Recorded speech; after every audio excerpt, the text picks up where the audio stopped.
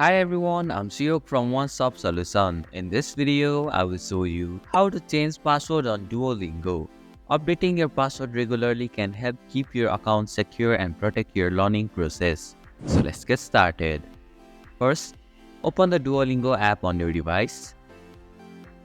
Tap on the three dots icon on the bottom right corner of your screen. From the menu, tap on the profile option. Now, tap on the settings option from the top right corner of your screen. Tap on the profile option from the list. Here, you can see the password option. Tap on it. In the provided field, enter your old password. Then, enter the new password that you prefer. Again, re-enter the password for confirmation. Finally, tap on the Save button from the bottom of your screen to save the changes. And this is how you can change password on Duolingo.